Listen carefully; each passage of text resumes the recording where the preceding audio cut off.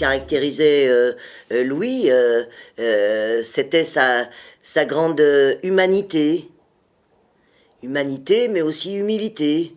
C'est quelqu'un qui a eu les plus grandes responsabilités à la tête de la CGT et qui pour autant était toujours en proximité avec les militants. Et Vianney a une qualité, pourtant j'ai rencontré beaucoup de monde dans ma vie, que peu de personnes ont, c'est qu'il est extrêmement fiable. Quand il dit quelque chose dans une rencontre informelle, c'est quelque chose sur lequel il s'engage et sur lequel il ne reviendra pas. C'est-à-dire que les informations ou les éléments qu'il donne, c'est des éléments qui sont vraiment sa pensée. Edmond Maire nous demande de rencontrer Louis Vianney.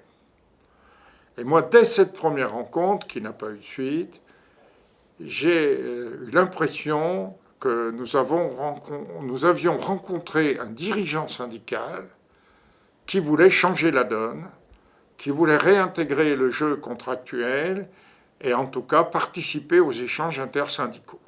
C'était un homme qui a ouvert le chemin.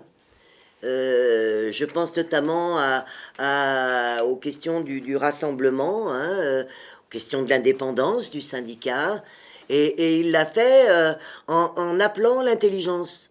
Dans la tradition qui est la sienne, il y a la conscience qu'il faut que la CGT bouge, sinon elle risque de mourir.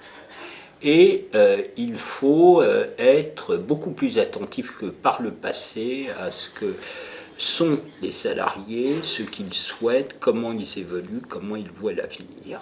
Il était engagé au sein du Parti communiste français et pour autant il s'était forcé à ce que son propre engagement ne porte pas préjudice à l'organisation. Autrement dit, il ne confondait pas son engagement personnel avec le positionnement de l'organisation et chacun a pu le relever. D'ailleurs, durant ses mandats, il a pris soin de modifier la relation qui pouvait apparaître encore trop organique entre la CGT et le Parti communiste français, puisqu'il a quitté les instances où il siégeait, justement pour permettre à la CGT de mieux apparaître comme un syndicat susceptible de rassembler des salariés, quelles que soient leurs opinions politiques ou sur différents terrains. Donc voilà ce qu'était Louis Vianney, c'est-à-dire un peu l'antithèse de la conception très centralisatrice de la CGT, son indépendance vis-à-vis du Parti communiste